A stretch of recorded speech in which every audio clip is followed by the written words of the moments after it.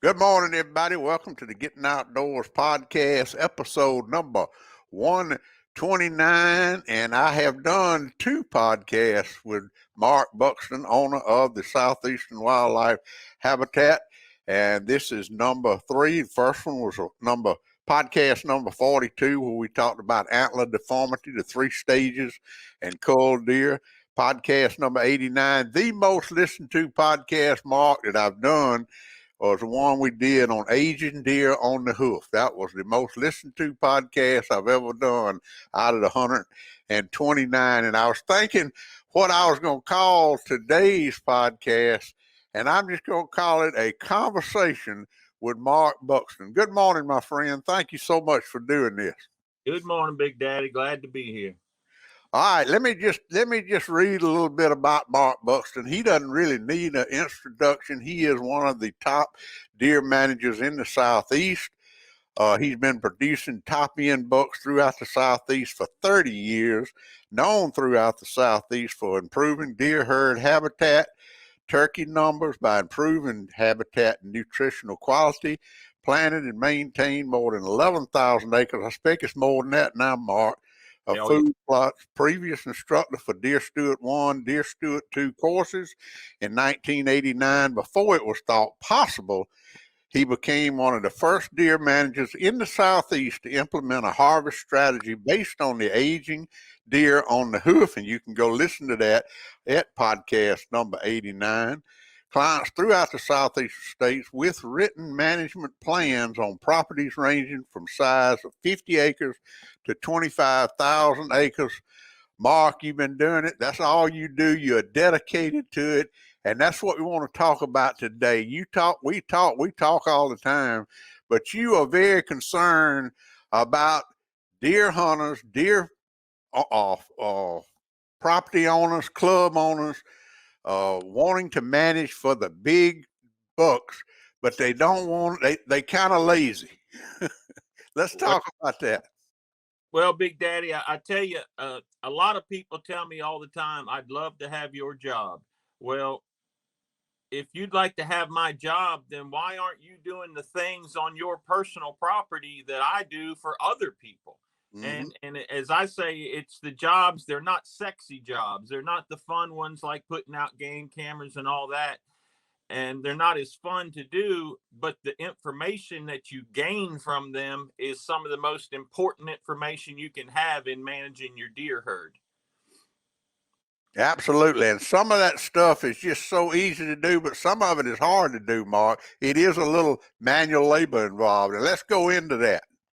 Well, you know, there's a reward for everything you do, and the information you gain there. You can never have too much data on your deer herd, because that's what you use to manage it, is your data. So it starts off with what I call harvest data, and I'm at a different property every weekend. Some of them are long-term clients, some of them are new clients.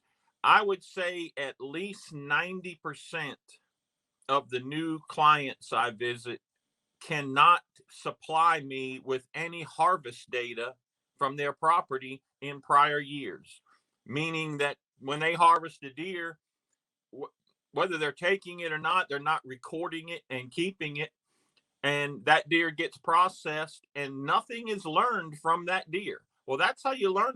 Once you have a deer there that you can analyze, there's a lot that can be learned from it. Big Daddy, you can put the picture up now of the deer on the barn. All right, now here's what I want to do. I do want to kind of give a disclaimer, because we are recording this for a YouTube video, and we are recording it for a podcast. So the people that are listening to the podcast are not going to be able to see these pictures. So Mark, if you will explain to them what picture we just put up and then talk about it. This is approximately, was there about 40 big bucks hanging on that barn. This is 1 year of harvest from a property that I used to manage. And on that property, we harvested 40 to 45 mature bucks every year. When I say mature, 4 years old or older. And approximately 150 to 200 does. And every one of those deer, now we're talking, close to 300 deer that would come in. Every single one of those deer was weighed and a jawbone pulled and the incisor teeth pulled, and the records kept from every one of those deer, not just for that year, but for 18 years. I managed that property, and the records were kept. It became what is known as one of the most successful properties in the South Carolina and in the South. But what I want to say is the reason it was successful was because of the data we took.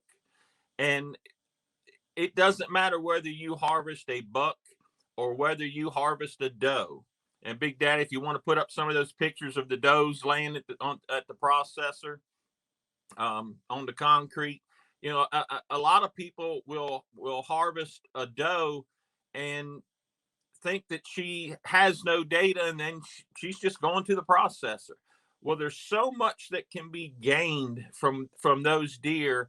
First of all, weights. I weigh every single deer that comes in, and that weight is recorded and kept for years, because then you start getting a running average of what are the weights of my deer.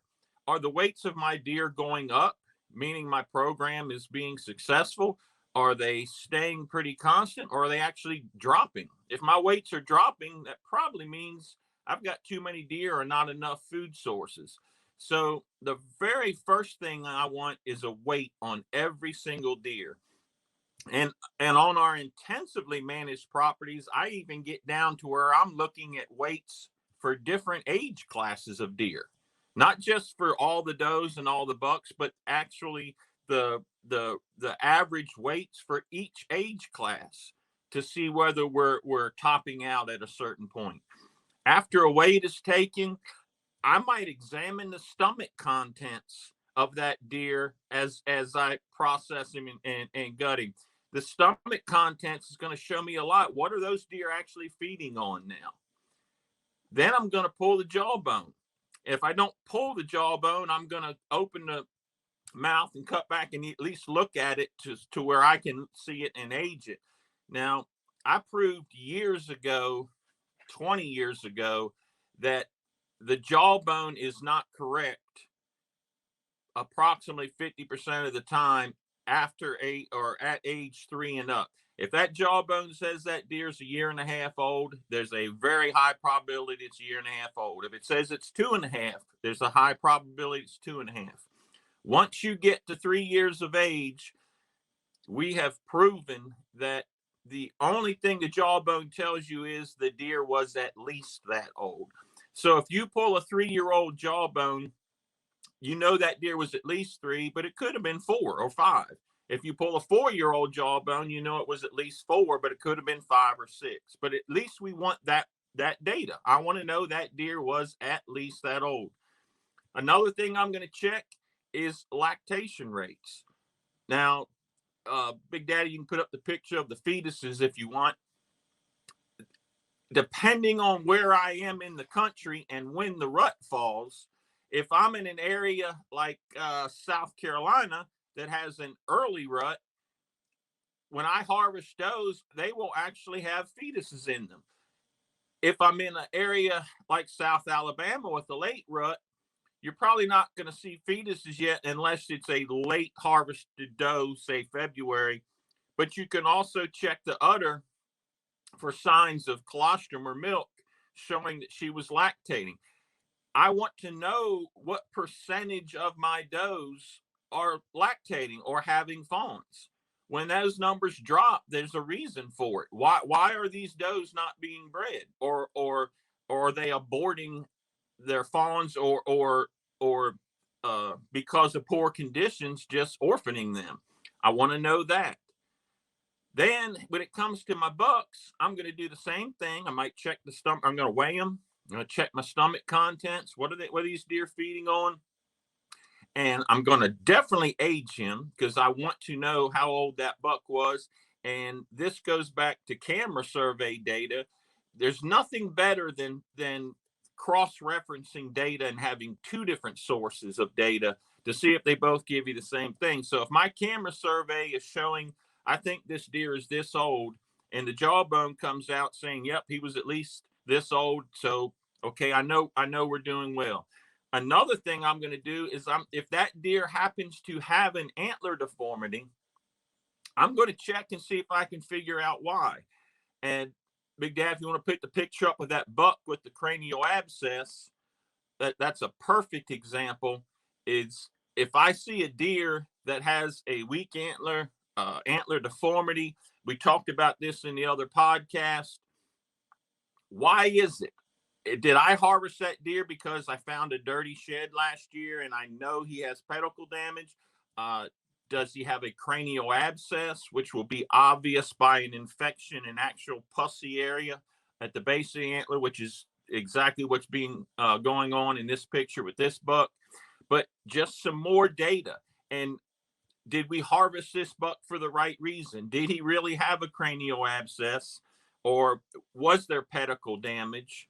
And nothing in deer management is 100% effective, but at least it knows we're on the right track. Yep, this deer did have a cranial abscess. We harvested him because eventually it would have become worse, probably become a brain abscess, and the buck would have died. So just some more data that I can obtain from that deer. I learned a long time ago that having a deer on the concrete is one of the best data sources that you can have, because there's so much that can be gained from that deer.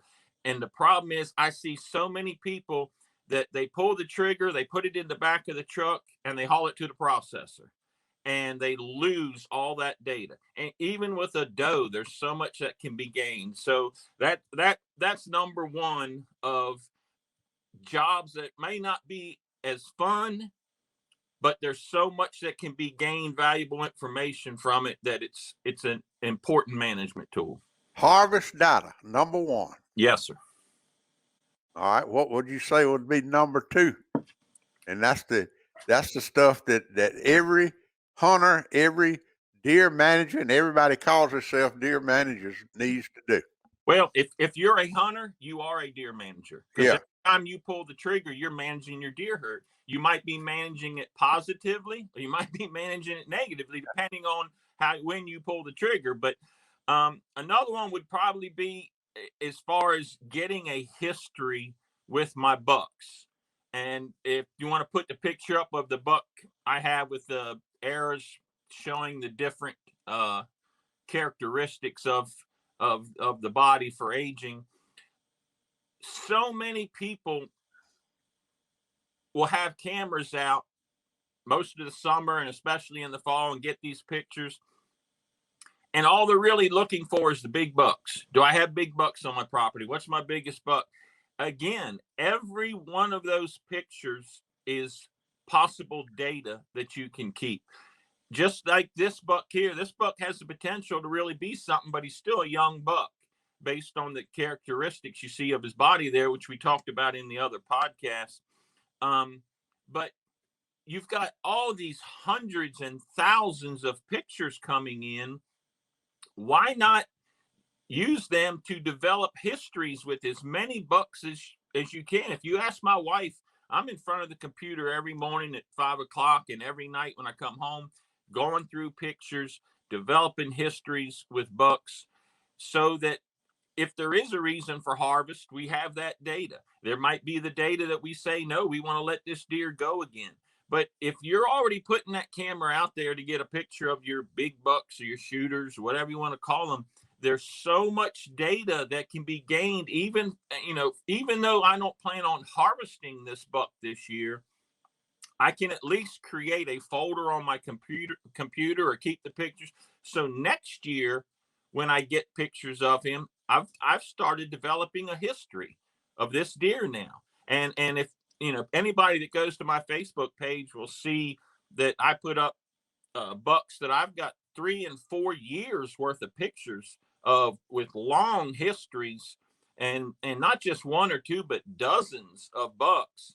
And that way, when you do decide to pull the trigger, or you recommend to a hunter to pull the trigger, you're pretty confident. As you know, I've been watching this deer for a long time, and I have the pictures to prove it. And even though that jawbone might have said he was a 3-year-old, and that's why when I hear that from people about, oh, this was a giant buck and he was only 3 years old, well, I know that he was at least 3. But that way, when I pull it and I know I've got 4 years worth of racked buck pictures of him, well, I know he's at least 5 years old then. And you can't argue with that kind of data, because that's fact.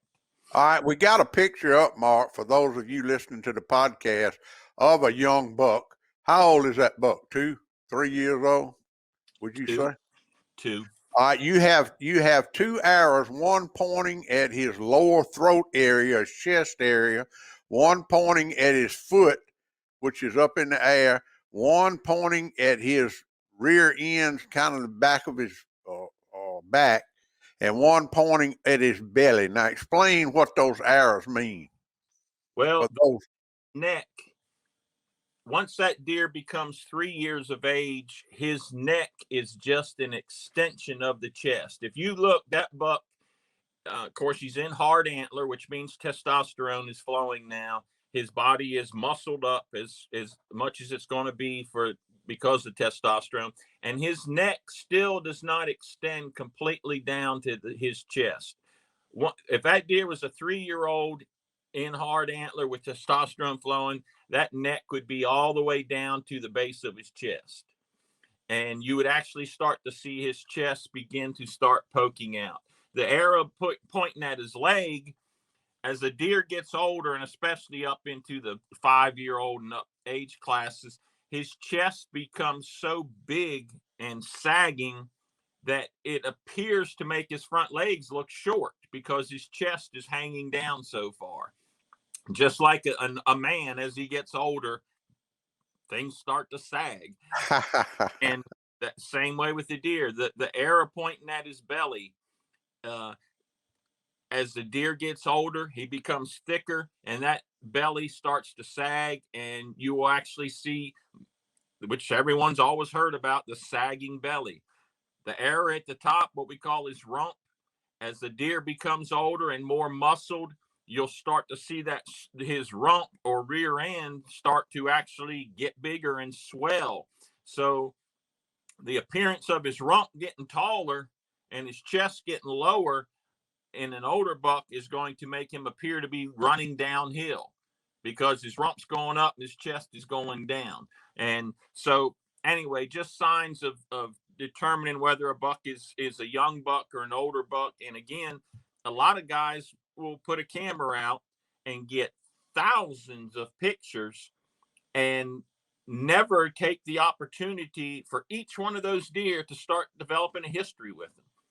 And my computer is full of hundreds of bucks that when I see him and I know he's a newcomer that I don't know who he is, I've got a folder for him. And may not be on the hit list for this year, but next year when he shows up, okay, I'm in year 2 now. I've started developing a history with this deer. So my point again is, if you're going to go take the time to put out game cameras to get those pictures of your monster bucks or whatever, the ones that don't really mean anything to you or whatever, when you're flicking through them real quick, start developing a history with them. That's data that you might not worry about this year, but next year, 3 years from now, like I said on my Facebook page, when I put up pictures of a buck for 4 years, well, back when I first started on him, when he was just a little youngster, that data didn't amount to a whole lot. But 4 years later, it means a whole lot to me. History of your bucks.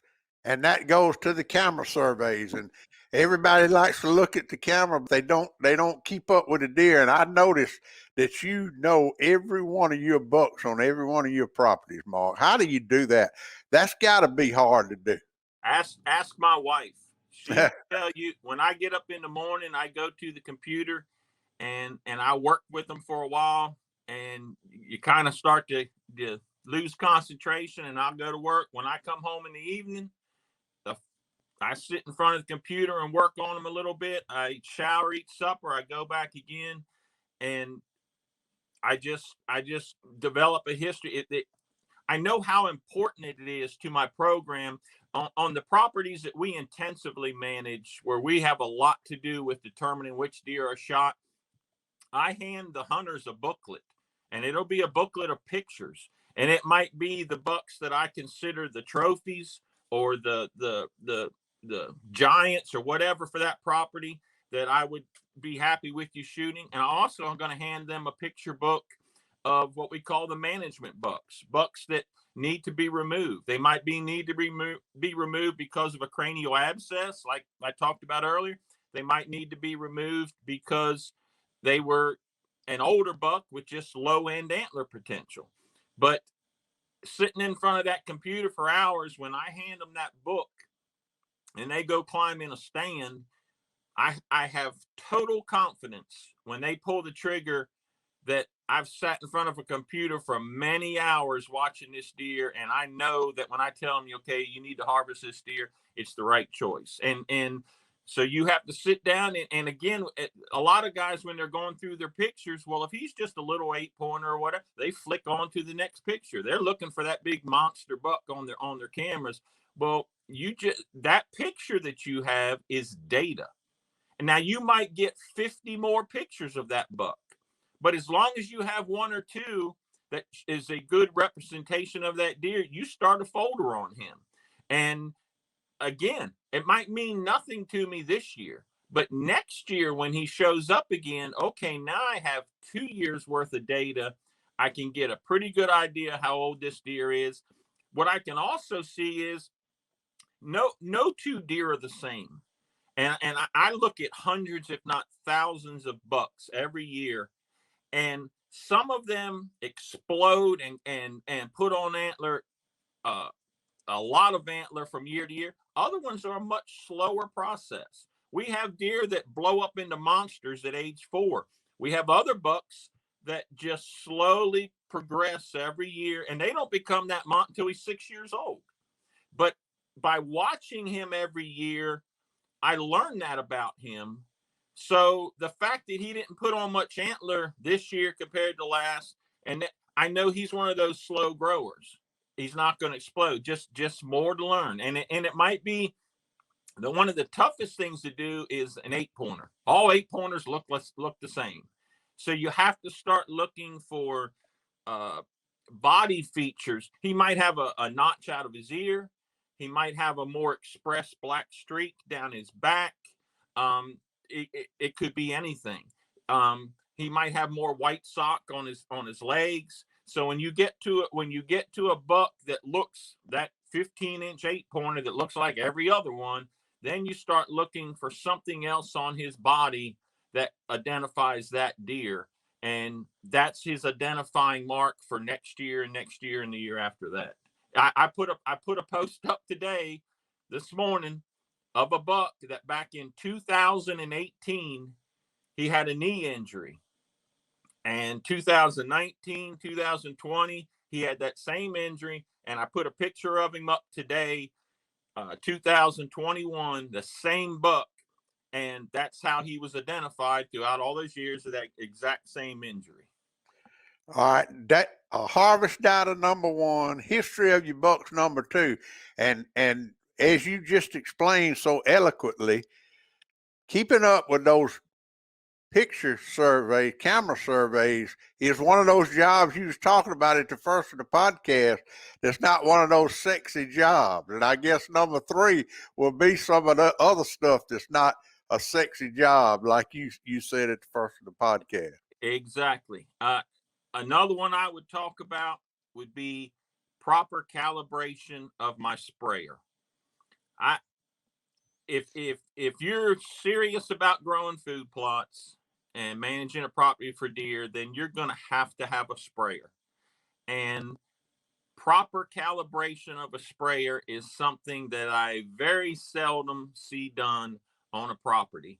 And it's bought, and I'll ask the guy, have you calibrated your sprayer? And he'll say, yeah, a tank will do 5 acres.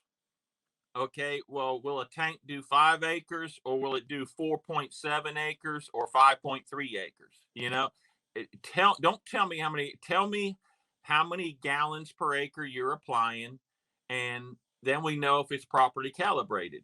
And very few people know how to do it and do it properly. And very few people even want to do it because it's not one of those sexy jobs. Well, I call it one of those $100 per hour jobs because this is my program. If I'm out here to grow big deer, then my food plots are one of the main points of that. And if I'm applying herbicides, I want to do it right. Now, a lot of people are applying glyphosate, Roundup, and killing the field. And if they get too much on, it doesn't matter because you can't be more dead than dead.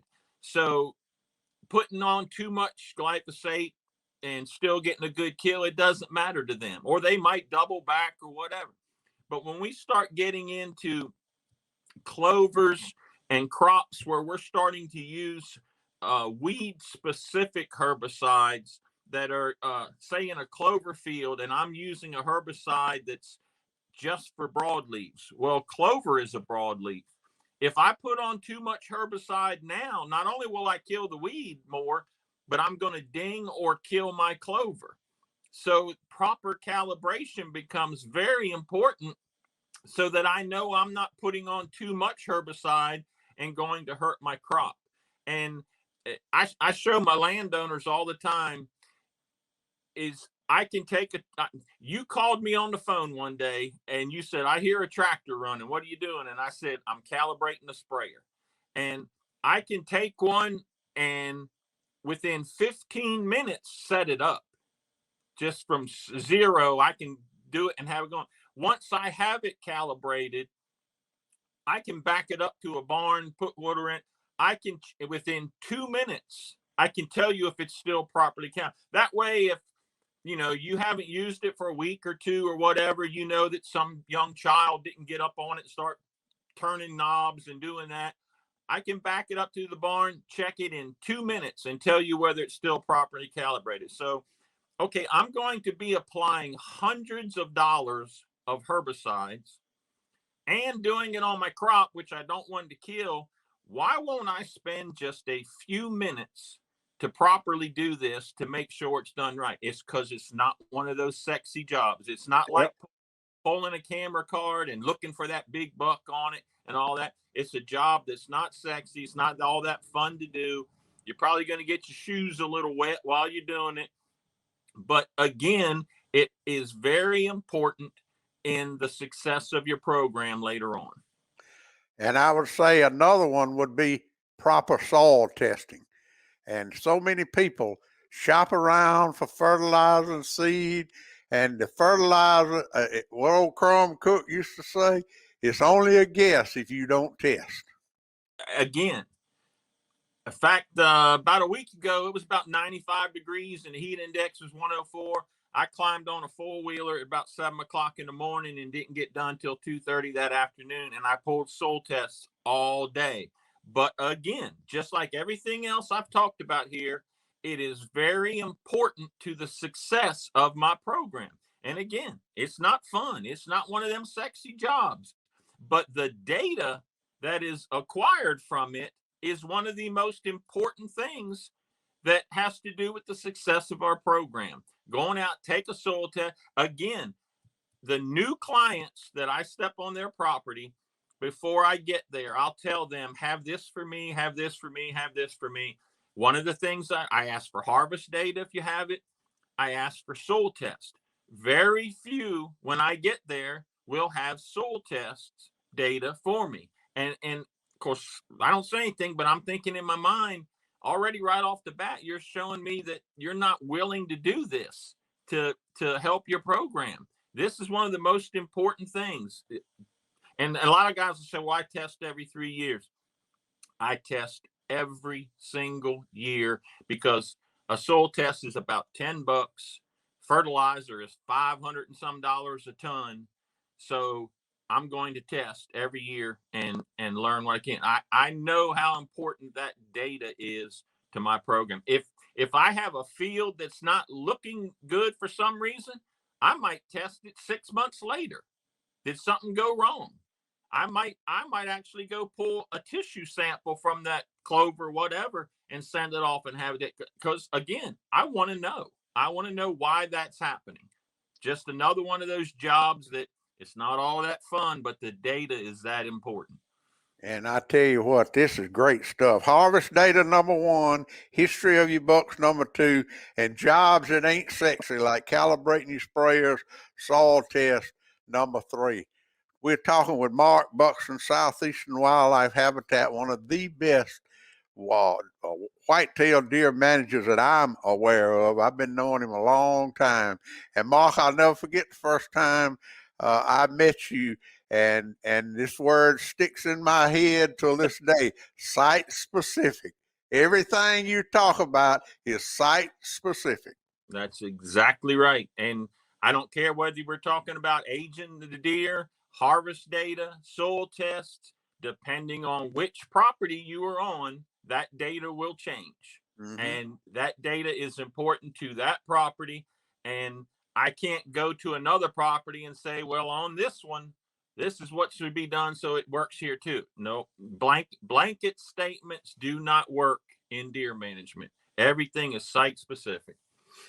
All right, Mark, let's take a break. We've gone over that pretty good. Next segment, Mark, we want to talk about, you put a post up the other day about native browsing. I want to get into that next segment.